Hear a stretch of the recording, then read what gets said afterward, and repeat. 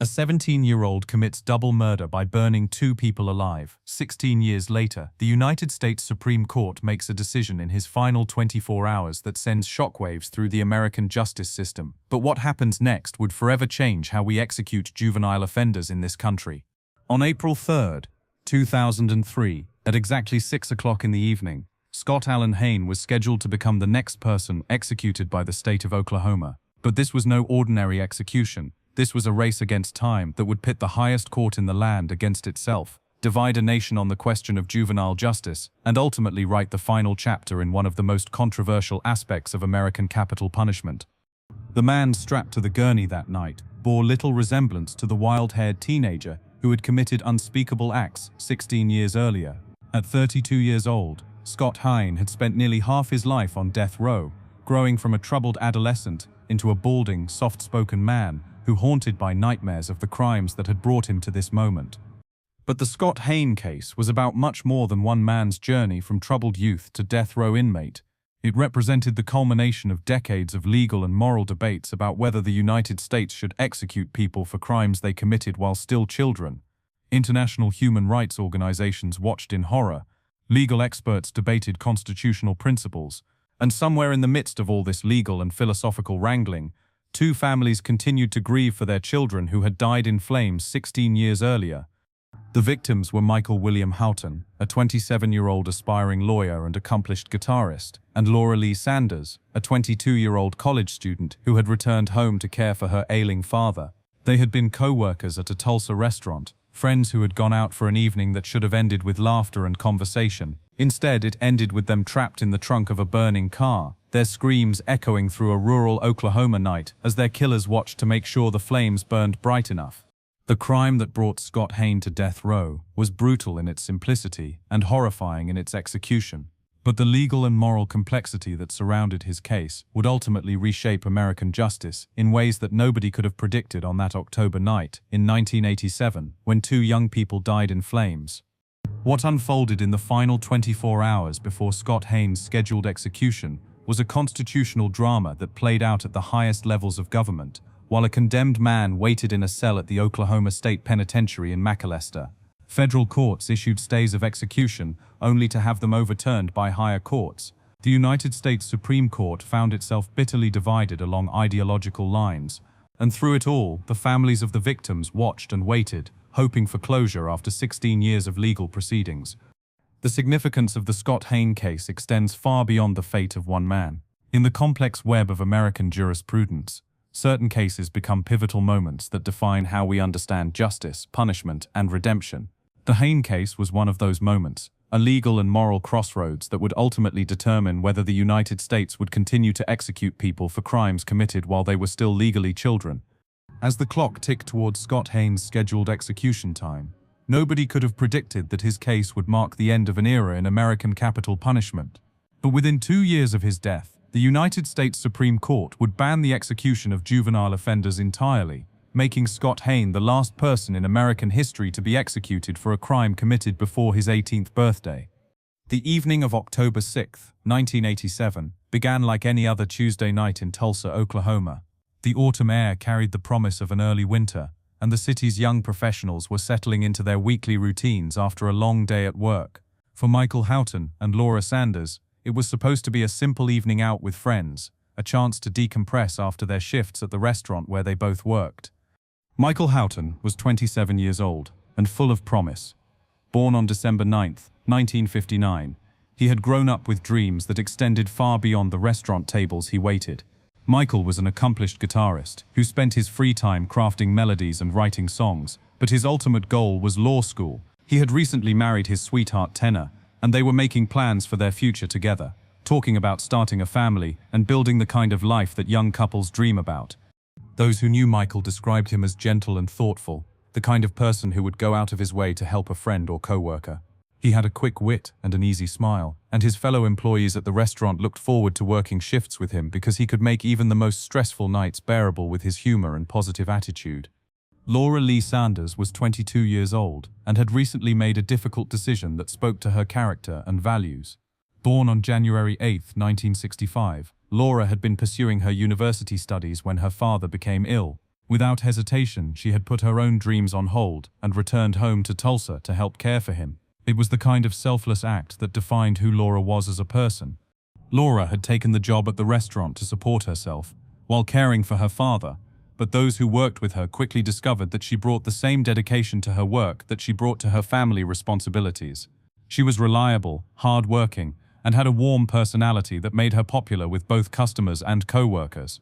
The restaurant where Michael and Laura worked was a busy establishment that catered to Tulsa's dinner crowd, and both had developed a reputation as excellent employees. They were friends and colleagues who enjoyed each other's company, and it was natural that they would make plans to meet up after work for a drink and conversation. On this particular Tuesday evening, they had arranged to meet friends at a local bar in Tulsa's Brookside district. The area was known for its nightlife and was a popular gathering place for young professionals. Laura had driven her car to the meeting spot, planning to catch up with friends before heading home to check on her father. What neither Michael nor Laura could have known was that their evening was about to intersect with two young men who were prowling the Brookside area looking for opportunities to commit crimes. Scott Hain and Robert Lambert had been living on Tulsa's streets, supporting themselves through robbery and theft, and they had come to the bar's parking lot with plans to rob a nearby house.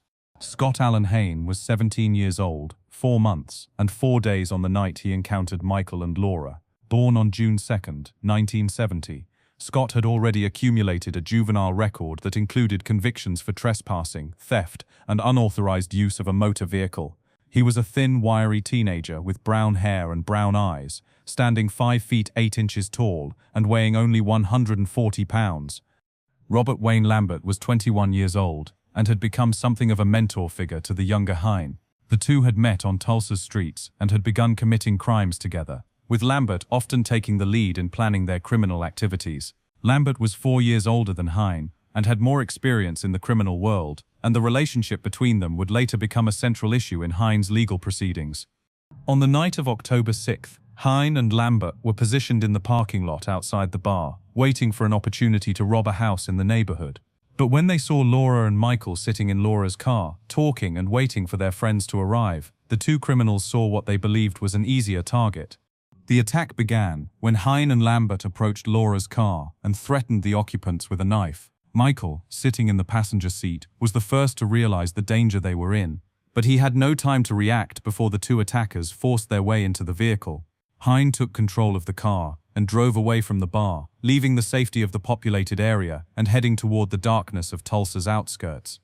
What happened next would haunt the families of the victims and the community of Tulsa for decades to come. Hain stopped the car at a secluded location and robbed Michael at gunpoint, demanding money and valuables.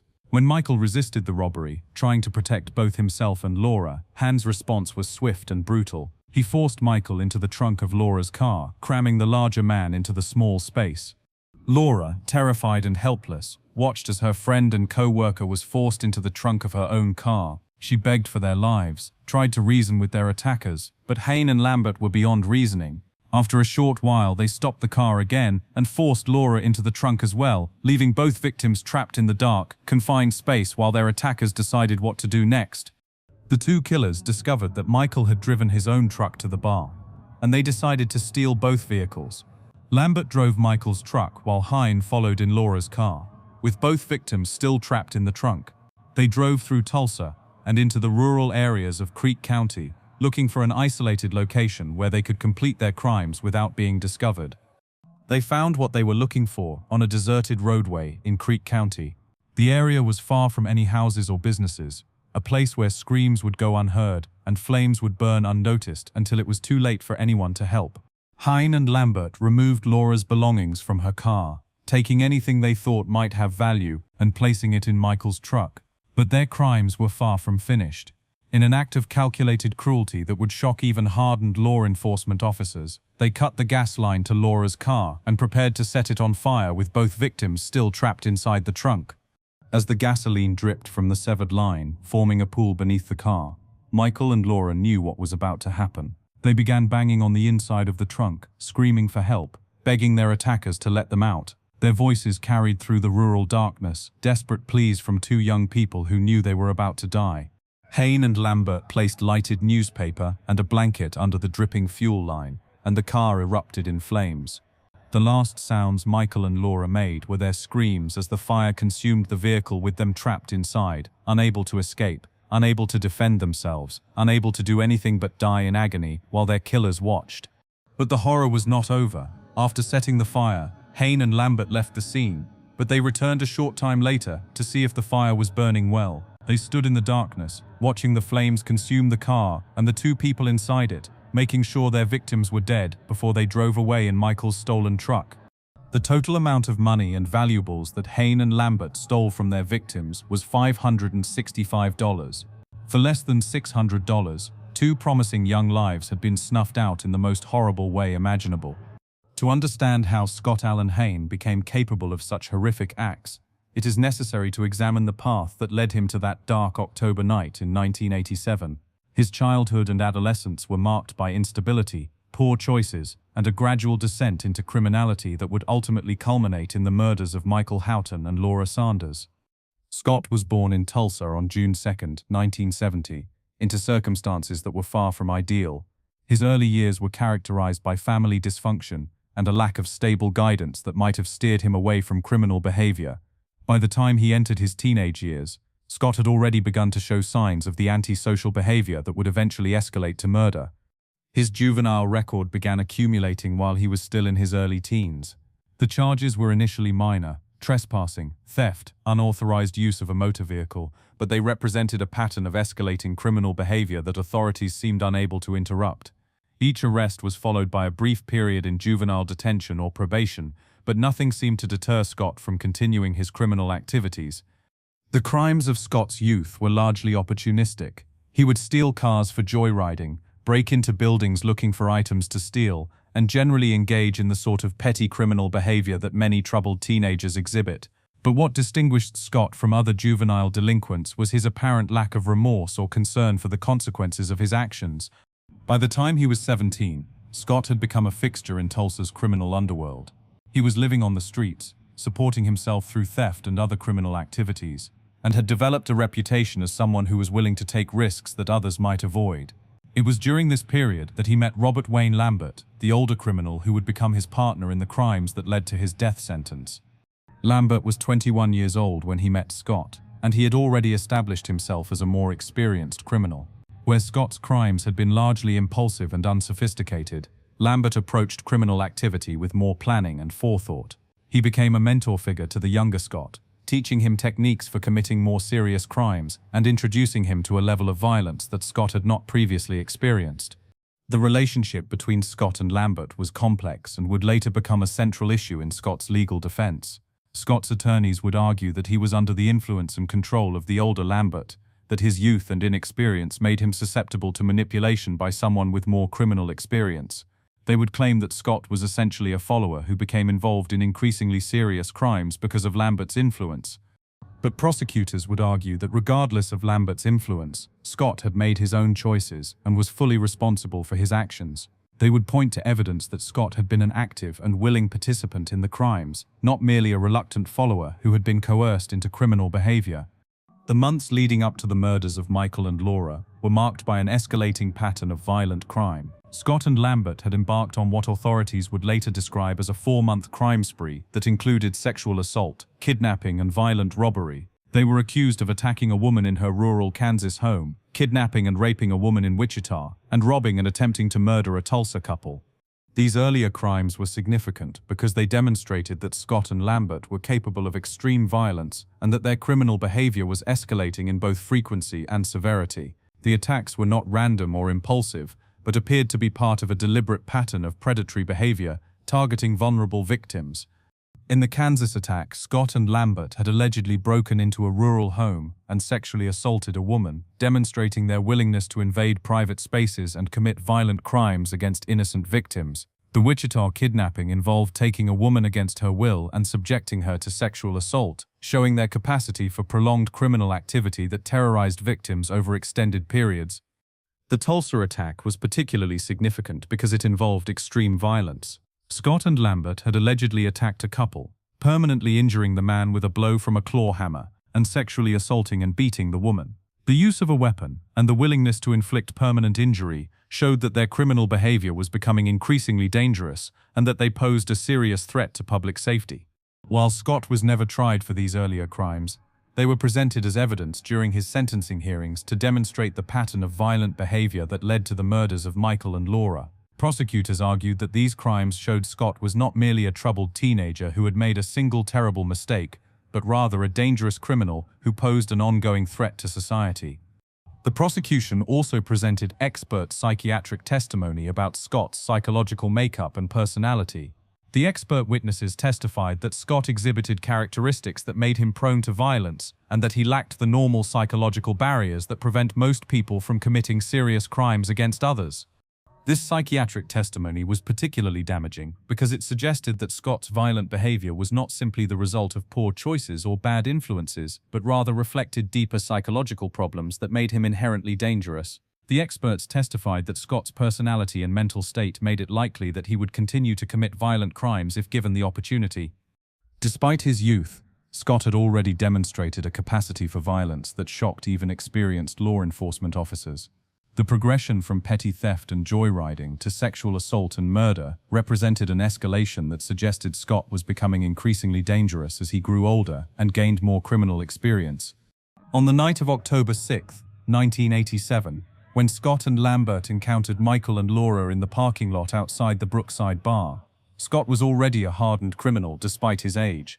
He had been living on the streets, supporting himself through crime, and had become desensitized to violence through his earlier criminal activities.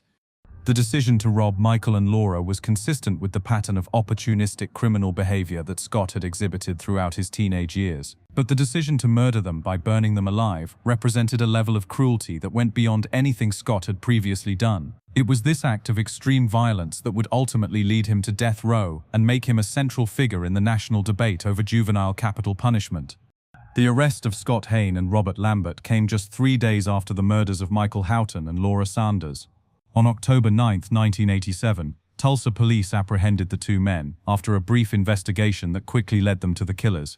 The evidence against them was overwhelming, and both men were charged with capital murder. The speed with which the arrests were made provided some comfort to the families of the victims, but it would be the last time that the criminal justice process would move quickly in the Scott Hain case. What followed was a labyrinthine series of trials, appeals, and legal proceedings that would drag on for nearly 16 years, subjecting the victims' families to decades of legal uncertainty and emotional trauma. The initial trial took place in 1988 in Creek County District Court, where both Scott and Lambert were tried for the murders.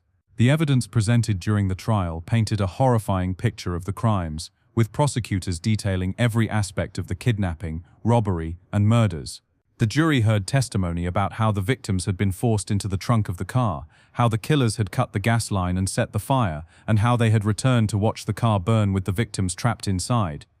The prosecution's case was straightforward and compelling.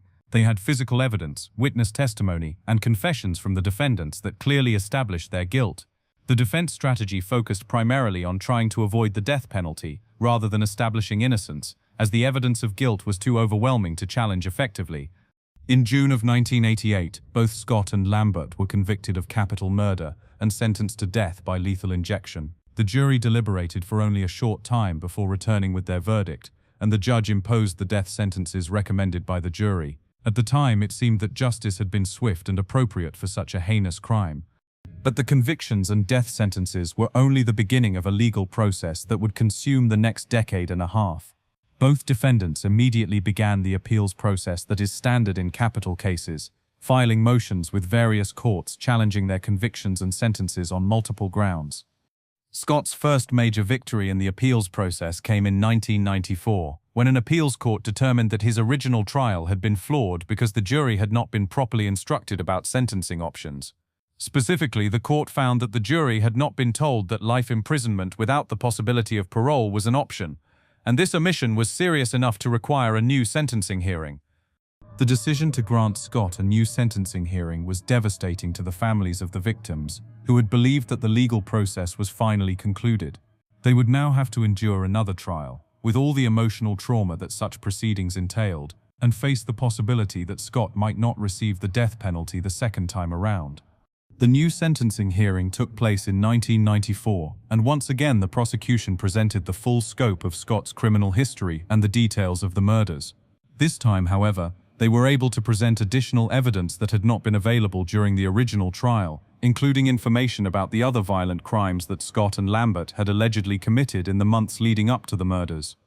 The prosecution presented evidence of the Kansas sexual assault, the Wichita kidnapping and rape, and the Tulsa attack that had left a man permanently injured and a woman traumatized. While Scott had not been convicted of these crimes, they were presented to the jury as evidence of a pattern of violent behavior that demonstrated his dangerousness and the likelihood that he would commit future crimes if given the opportunity. The prosecution also presented expert psychiatric testimony about Scott's mental state and personality. The experts testified that Scott exhibited characteristics associated with antisocial personality disorder and that his psychological makeup made him prone to violence. They argued that his youth at the time of the crimes did not diminish his culpability because he had demonstrated a capacity for planning and carrying out complex criminal acts. The defense strategy during the resentencing hearing focused heavily on Scott's age at the time of the crimes and his relationship with the older Lambert. Scott's attorneys argued that he had been under Lambert's influence and control, and that his youth made him less culpable for the crimes than an adult would have been.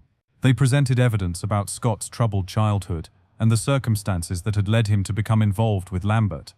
The defense also challenged the constitutionality of executing someone who had been a juvenile at the time of the crime.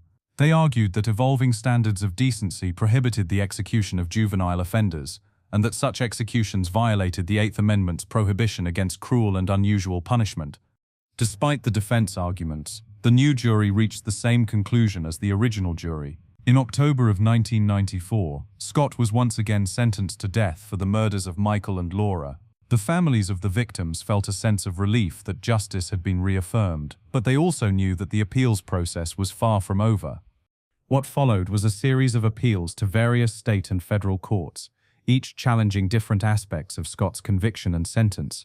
His attorneys filed motions challenging the sufficiency of the evidence, the composition of the jury, the judge's instructions, the effectiveness of his trial counsel, and numerous other issues that are commonly raised in capital cases. Each appeal required months or years to resolve, and each one offered the possibility that Scott's conviction or sentence might be overturned.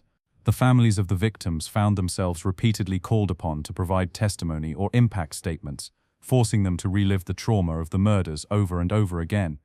Throughout this period, Scott remained on death row at the Oklahoma State Penitentiary in McAlester, where he had been housed since his original conviction. He was one of dozens of inmates awaiting execution, living in a small cell and following the highly regimented routine that governs life on death row.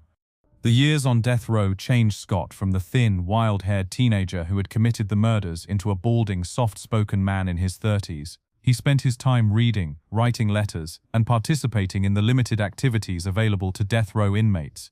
He also continued to work with his attorneys on his appeals, always hoping that some legal argument might save his life. Meanwhile, the debate over juvenile capital punishment was intensifying across the United States. Legal scholars, human rights organizations, and advocacy groups were arguing that the execution of juvenile offenders violated international law and constitutional principles. They pointed to the growing scientific understanding of adolescent brain development and argued that teenagers lacked the mental capacity to be held fully responsible for their actions. Scott's case became a focal point in this broader debate. His attorneys argued that the United States was increasingly isolated internationally in its willingness to execute juvenile offenders, and that evolving standards of decency required a prohibition on such executions. They pointed to studies showing that most juvenile offenders could be rehabilitated and that the death penalty was an inappropriate punishment for crimes committed by minors. Prosecutors and victims' rights advocates countered that age should not excuse the most serious crimes and that some offenses were so heinous that they warranted the ultimate punishment regardless of the offender's age. They argued that Scott had demonstrated a level of premeditation and cruelty that showed he understood the nature of his actions and deserved to be held fully accountable. In February of 2002, Scott's case reached the United States Supreme Court, which was asked to consider whether the execution of juvenile offenders violated the Constitution. The court declined to hear the case, allowing Scott's death sentence to stand and clearing the way for his execution to be scheduled. The Supreme Court's refusal to hear Scott's case was a major blow to his legal team and to opponents of juvenile capital punishment. It suggested that the nation's highest court was not ready to declare such executions unconstitutional, and it meant that Scott's legal options were rapidly running out. In February of 2003, the Oklahoma Court of Criminal Appeals set April 3rd as Scott's execution date.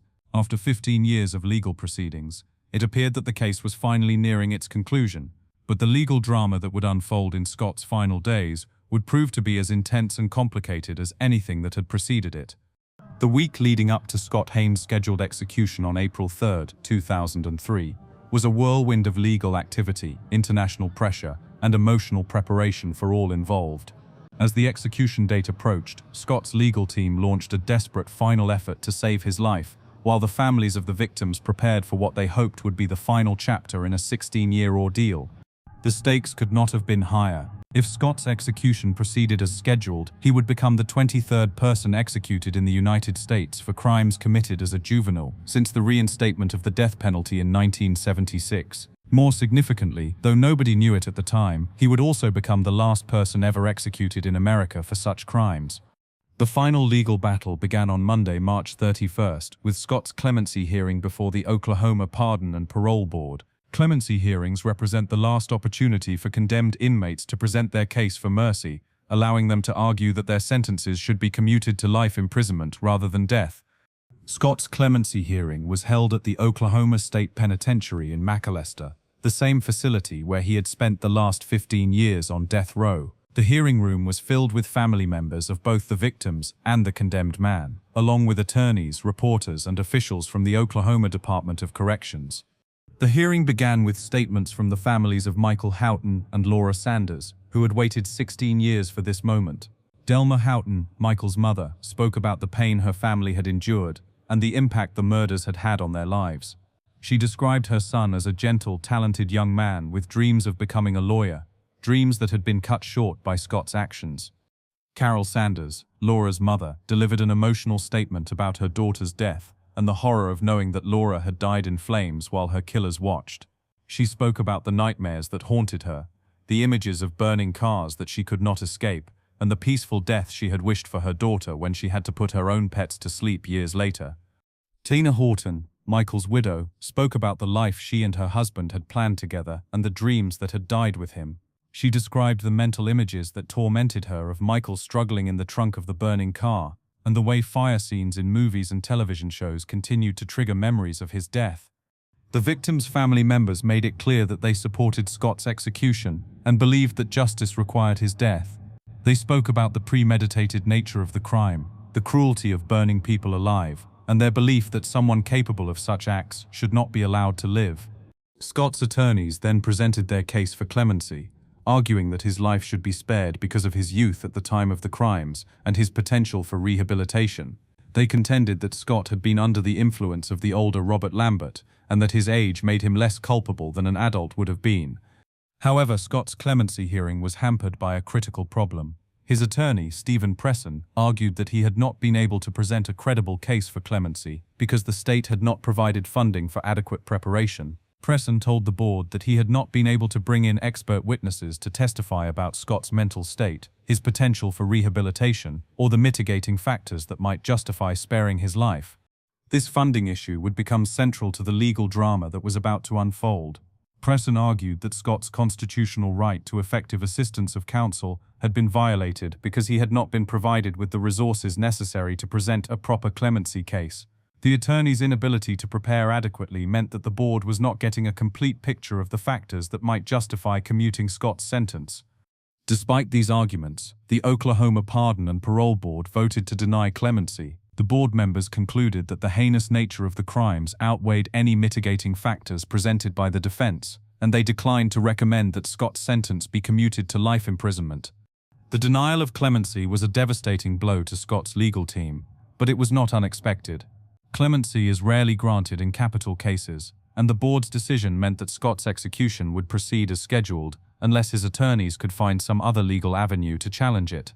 With clemency denied, Scott's attorneys turned their attention to the federal courts, where they filed a last-minute appeal challenging the adequacy of his representation at the clemency hearing. They argued that the state's failure to provide adequate funding for clemency preparation had violated Scott's constitutional rights, and that he should be granted a new clemency hearing with proper representation.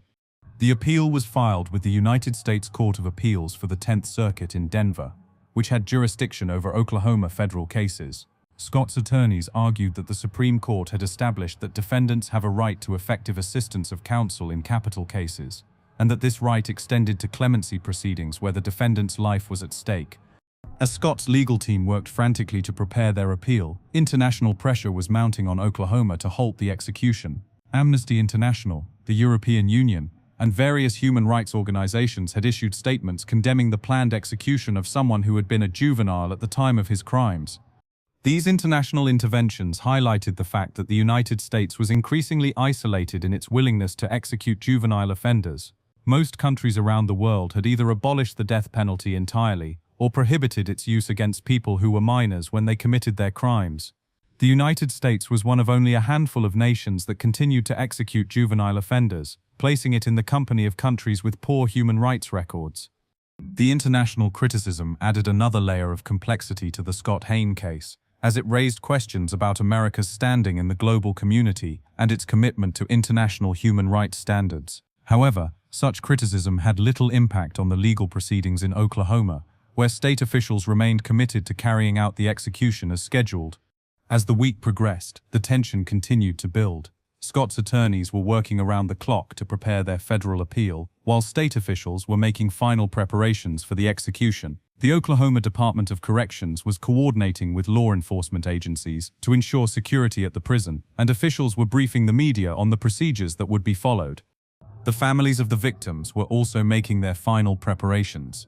9 members of the Houghton and Sanders families had requested permission to witness the execution, wanting to be present when justice was finally carried out. For them, Scott's execution represented the end of a 16-year journey through the criminal justice system, and they wanted to be there to see it concluded. Scott himself was struggling with the reality of his impending death. His attorney, Stephen Presson, later described Scott as very remorseful during his final days, talking about his regrets and describing the haunting nightmares that had plagued him for years. Scott spoke of dreams in which he tried to open the trunk of the burning car, but burned his hands in the attempt, nightmares that reflected his guilt over the crimes he had committed as a teenager. The prison staff at McAlester were also making their preparations. The death chamber was tested and retested to ensure that the lethal injection equipment was functioning properly. The chemicals that would be used to stop Scott's heart and breathing were prepared and measured. The staff who would carry out the execution reviewed their procedures and rehearsed their roles. As Thursday, April 3rd approached, it seemed certain that Scott's execution would proceed as scheduled. His federal appeal was still pending, but there was little reason to believe that it would be successful. The arguments about inadequate representation at the clemency hearing were novel, but not particularly strong, and federal courts were generally reluctant to interfere with state execution proceedings at the last minute.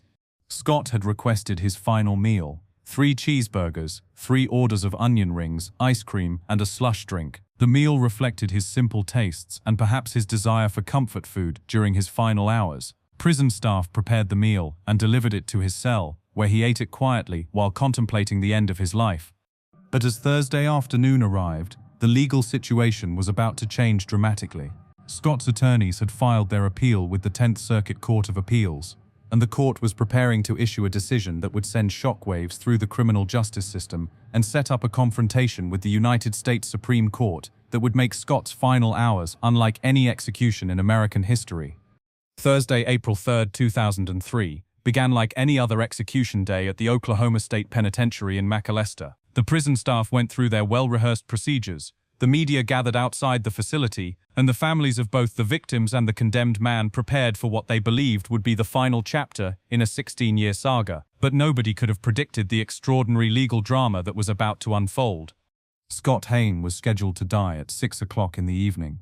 The execution protocol at Oklahoma called for the condemned inmate to be moved to a holding cell adjacent to the death chamber several hours before the scheduled time, where he would wait under constant supervision until it was time for the lethal injection to be administered. The death chamber itself was a sterile, clinical room designed to carry out executions with maximum efficiency and minimum drama.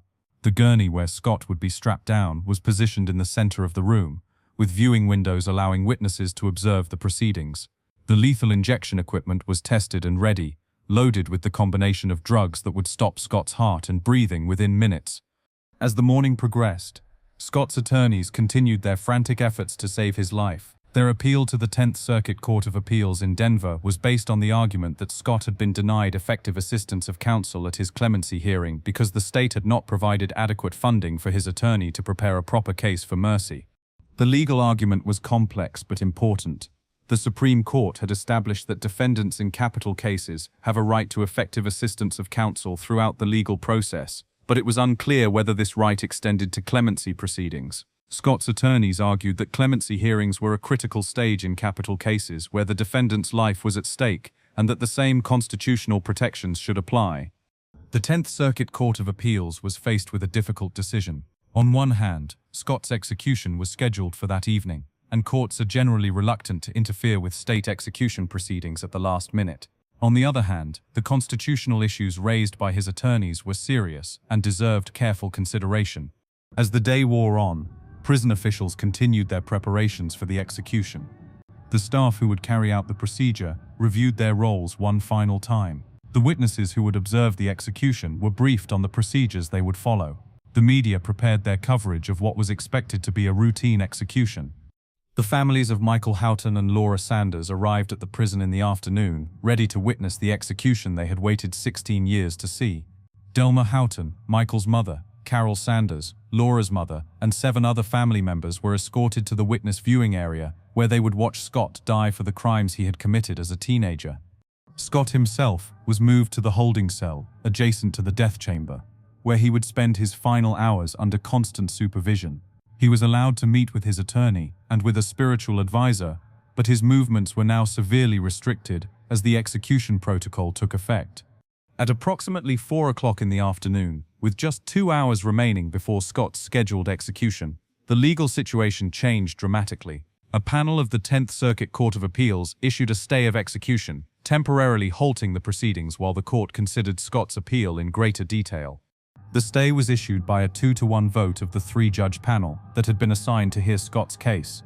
The majority judges concluded that the constitutional issues raised by Scott's attorneys were serious enough to warrant further consideration, and that the execution should be postponed while the full court had an opportunity to review the case. The news of the stay sent shockwaves through the Oklahoma State Penitentiary. Prison officials who had been preparing for an execution that was just 2 hours away suddenly found themselves dealing with a completely different situation. The execution team was stood down, the witnesses were informed of the delay, and Scott was moved back to his regular death row cell. For the families of the victims, the stay was a devastating blow. They had come to the prison believing that they would finally see justice carried out, only to be told that the legal process would continue indefinitely. Delma Houghton expressed her frustration with the seemingly endless appeals process, telling reporters that the family had been through just about everything imaginable and that they were tired of the constant uncertainty. But the legal drama was far from over. Oklahoma Attorney General Drew Edmondson immediately filed an emergency appeal with the United States Supreme Court, asking the nation's highest court to overturn the stay and allow the execution to proceed. Edmondson argued that Scott's appeals had been exhausted and that there was no justification for further delays. The Supreme Court was faced with an unusual situation. It is rare for execution stays to be appealed directly to the High Court, and even rarer for such appeals to be decided on the same day they are filed. But the justices agreed to consider Oklahoma's emergency request, and they began deliberating on whether to overturn the stay and allow Scott's execution to proceed. As evening approached, Scott remained in his death row cell, uncertain whether he would live through the night. His attorneys were cautiously optimistic about the stay, but they knew that the Supreme Court could overturn it at any moment. Prison officials maintained their readiness to carry out the execution if the stay was lifted. The Supreme Court's deliberations reflected the deep divisions on the court regarding juvenile capital punishment. 4 of the 9 justices, John Paul Stevens, David Souter, Ruth Bader Ginsburg, and Stephen Breyer, had previously expressed reservations about executing juvenile offenders and had called for the court to reconsider the issue. These liberal justices were inclined to support the stay and allow Scott's case to be heard in full. The court's 5 conservative justices, Chief Justice William Rehnquist, and Justices Sandra Day O'Connor, Antonin Scalia, Anthony Kennedy, and Clarence Thomas, were more supportive of allowing executions to proceed and less sympathetic to last-minute appeals. These justices believed that Scott's case had already been thoroughly reviewed by the courts and that further delays were not justified. At approximately 6:30 in the evening, 30 minutes after Scott's original execution time, the Supreme Court issued its decision. By a 5-4 vote, the court overturned the stay and ordered that Scott's execution proceed immediately. The conservative majority had prevailed, and Oklahoma was authorized to carry out the execution that had been delayed for several hours. The Supreme Court's decision was unusual in several respects. First, it was rare for the court to consider and decide an emergency appeal on the same day it was filed. Second, the close 5-4 vote reflected the deep divisions on the court regarding juvenile capital punishment. Third, the 4 dissenting justices took the unusual step of noting their objections publicly, highlighting their disagreement with the majority's decision. The court's intervention effectively ended any hope that Scott's case might lead to a broader reconsideration of juvenile capital punishment. The justices had made it clear that they were not ready to declare such executions unconstitutional, and that Scott's legal arguments were not sufficient to justify further delays. Prison officials at McAlester immediately began preparing to carry out the execution. Scott was moved back to the holding cell adjacent to the death chamber, where he was prepared for the lethal injection procedure. The witnesses were recalled to the viewing area, and the execution team resumed their positions. The execution was rescheduled for 8:30 in the evening, giving prison officials time to complete their preparations and ensure that all procedures were followed properly. The delay had created some logistical complications, but the prison staff was experienced in handling last-minute changes to execution schedules. Jerry Massey, a spokesman for the Oklahoma Department of Corrections, told reporters that the prison staff had been prepared for any eventuality. "We took the approach that the stay could be lifted at any time," Massey said, explaining that the execution team had remained ready throughout the delay. Massey noted that the situation was fairly unique because execution stays are usually either upheld or the execution is carried out without such dramatic legal interventions. "Usually it's the other way around," he explained. "Most times we're waiting to hear if a stay of execution comes through, not to see if it is lifted." At 8:39 in the evening, nearly 3 hours after his original execution time, Scott Allen Hain was pronounced dead. The lethal injection had been administered as scheduled, and Scott had died quietly on the gurney where he had been strapped down. When asked if he had any final words, Scott had turned his head and simply said no. The execution had finally been carried out, but the legal and constitutional issues raised by Scott's case remained unresolved. The Supreme Court's narrow 5-4 decision suggested that the justices were deeply divided on juvenile capital punishment, and that the issue would likely come before the court again in the future.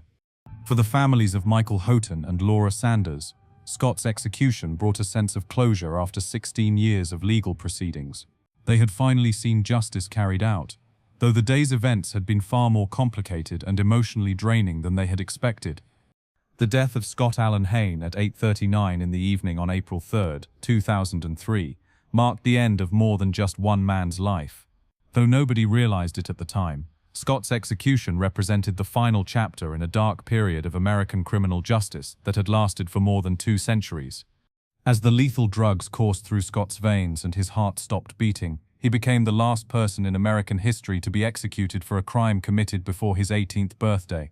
Within 2 years, the United States Supreme Court would ban all executions of juvenile offenders, ensuring that no one would ever again face the death penalty for crimes committed as a minor. The immediate aftermath of Scott's execution was quiet and anticlimactic. After the dramatic legal battles that had consumed the day, his actual death was swift and peaceful. He had declined to make a final statement, simply turning his head and saying no when asked if he had any last words. He stared straight ahead as the execution began, blinking several times before the drugs took effect. His final breath was barely perceptible, just a small puff of air that marked the end of 32 years of life. The witnesses to the execution included 9 members of the victims' families, who had waited 16 years to see this moment. For them, Scott's death brought a mixture of relief and exhaustion after years of court proceedings and legal uncertainty. Delma Houghton, Michael's mother, described the feeling as having a 100-pound weight reduced to 50 pounds. The pain was still there, but it was easier to carry. Carol Sanders, Laura's mother, expressed similar sentiments. The execution had not erased the grief and trauma of losing her daughter, but it had provided a sense that justice had finally been served. The families had endured decades of appeals, hearings, and legal proceedings, and Scott's death marked the end of that ordeal. But the significance of Scott's execution extended far beyond the closure it provided to the victims' families. His case had become a focal point in the national debate over juvenile capital punishment, and his death occurred at a time when that debate was reaching a critical juncture. The 5-4 Supreme Court vote that had allowed Scott's execution to proceed revealed the deep divisions among the justices on the issue of juvenile capital punishment. The 4 dissenting justices, Stevens, Souter, Ginsburg, and Breyer, had already indicated their belief that such executions violated the Constitution's prohibition on cruel and unusual punishment. Justice Anthony Kennedy, who had voted with the majority to allow Scott's execution, would prove to be the pivotal figure in the coming transformation of juvenile justice. Kennedy had a history of evolving positions on constitutional issues, and he was known for considering international law and opinion in his judicial decisions.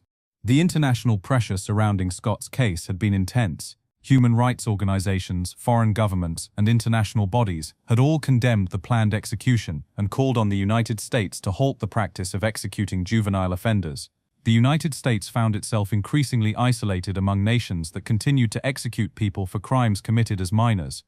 This international criticism was particularly significant because it came at a time when the United States was seeking to maintain its leadership role in promoting human rights and democratic values around the world.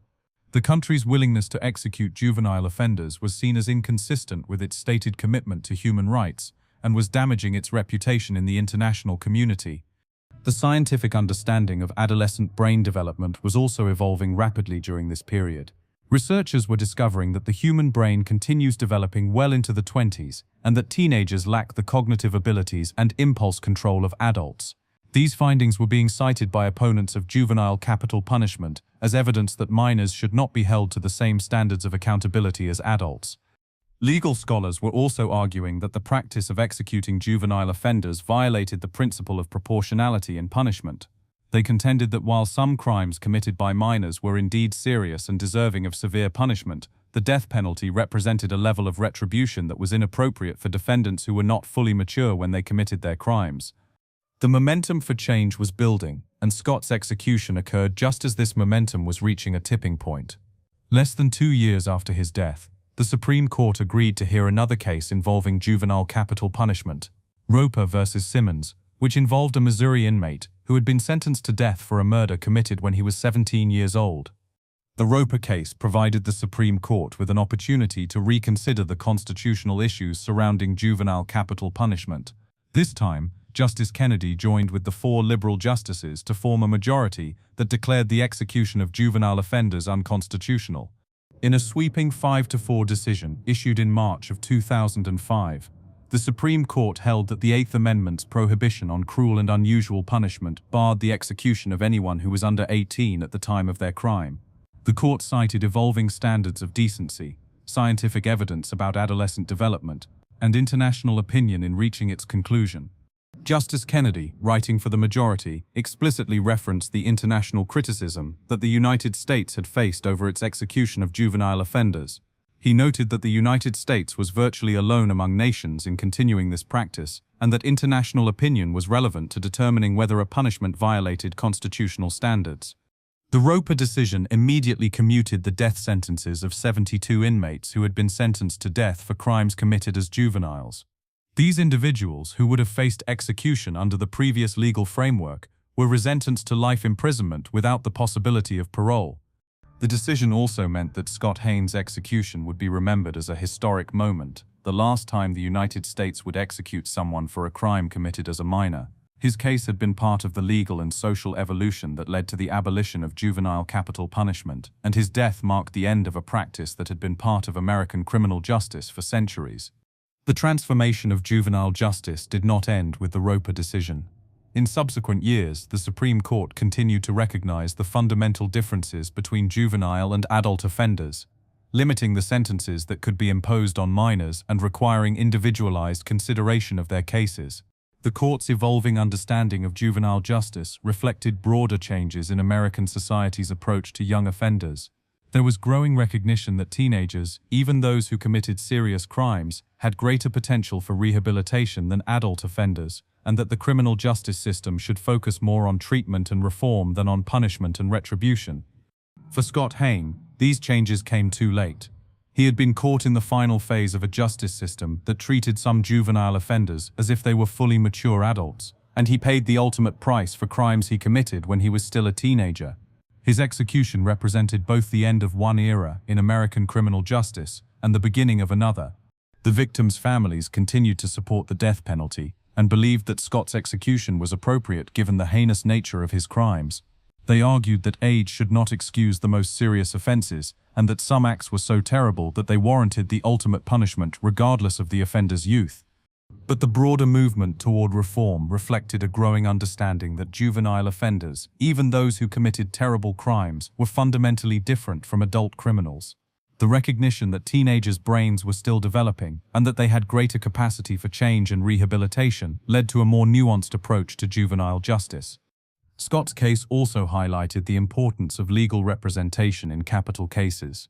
The funding issues that had plagued his clemency hearing were emblematic of broader problems in the provision of adequate counsel to defendants facing the death penalty. These issues would continue to be a source of concern for advocates of criminal justice reform. The Scott Hain case serves as a powerful reminder of the evolution of American justice and the ongoing debates about punishment, redemption, and the capacity for human change. His execution marked the end of an era, but it also contributed to a broader transformation in how the United States approaches juvenile crime and punishment.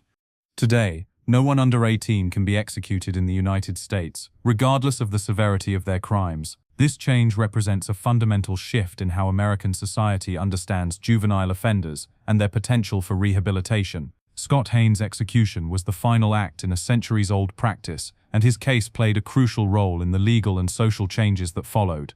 The lessons from Scott's case continue to resonate in contemporary discussions about criminal justice reform, the treatment of juvenile offenders, and the appropriate balance between punishment and rehabilitation. His execution marked the end of one chapter in American justice, but it also helped write the beginning of another.